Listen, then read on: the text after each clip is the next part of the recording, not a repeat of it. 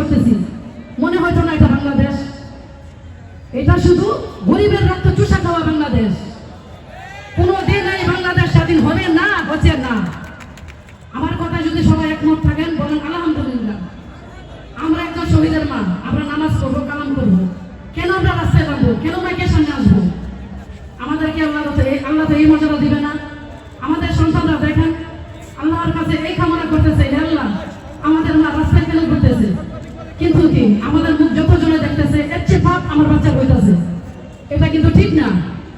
আমি এখনো বলতেছি, ট্রাইব্যুনালে আমি মামলা দিয়েছি, সেই ট্রাইব্যুনাল যেন আমার বাচ্চার বিচার করে।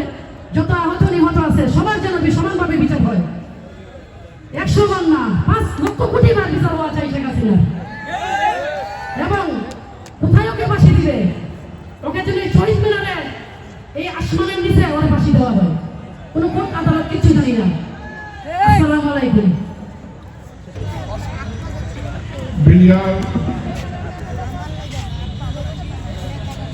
বিহারের সেই যাদের আর্মির অনেক অফিসার যাদের উপরে আক্রমণ হয়েছিল, তাদের স্বজনরা যেমন পাহাড় পড়েছিল তাদের উপরে, এরকম আমাদেরও পাহাড় পড়েছিল। আমার ছেলে যখন শাহাদাত পালন করে শাপলা চত্বরে, তখন আমার মাথা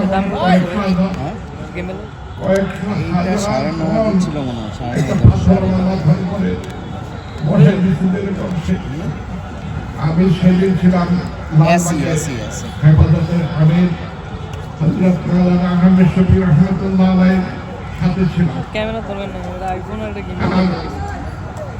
আর 10 মিনিটের সময় একটা ফোন আসছে যে আনোয়ার শাহ, আপনি কি আনোয়ার শাহ পাবেন? আমি বলছি আপনার ছেলেকে শাপলা চত্বরে পাঠাই দিচ্ছি, আপনার ছেলেকে গুলিবিদ্ধ হয়েছে, শাপলা চত্বরে পাঠাই দিচ্ছি, ইসলামী হাসপাতাল থেকে বলছে। তখন আমি বলছি চিকিৎসা করেন, বন্ধ হয়ে গেছে মোবাইল, আর কোনো খবর পাই নাই। পরে চারিদিক থেকে ফোন আসতেছে যে আনোয়ার শাহ শহীদ হয়ে গেছে। আমি বাসায় ফোন দিলাম, চট্টগ্রাম বাসায় ফোন দিয়েছি আমার ছেলে মুফতি ফাইসাল, তাকে ফোন দিয়েছি, আপনার যে আনোয়ার শাহ শহীদ হয়ে গেছে। লাখে জোরে উঠছে। তার মা পাশে বসে ছিল, তার মা জিজ্ঞেস করতেছে কি হয়েছে?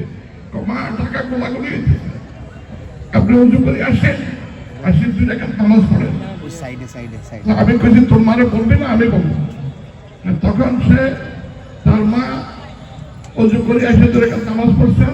এর মধ্যে আমি ফোন কল ঢুকিতে পারতেছি না, চারিদিক থেকে কল আসতেছে, তার সাথীরা ফোন করতেছে। সে মালিবাগের দাওরাই হাদিসের ছাত্র, মালিবাগ মাদ্রাসা আর ঢাকা কলেজের ইন্টারমিডিয়েট এই বছর ফাইনাল ছিল। I invested 7.5 পেয়েছি। ভাই ওই সাইডে দেন, সাইডে দেন। হ্যাঁ হ্যাঁ, ওকে ওকে ওকে।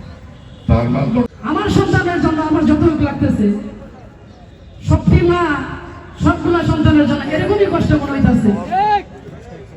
আমার কথা হলো হেলিকপ্টারে আমার বাচ্চাকে মারছে, দেখেন আমি লেখা আনছি, আমার ব্যানারে আছে। এই হেলিকপ্টারের লোক র্যাব, সে কি করে ভালো পথ পায়? এখনো সে ভালো একটা পদে চাকরি করতেছে। এই নির্দেশটা কে ছিল? ডিবি হারুন, এই আয়নাগরের হারুন। হারুন কি করে পালায় গেল? কি করতেছে আমার বাংলাদেশের লোক?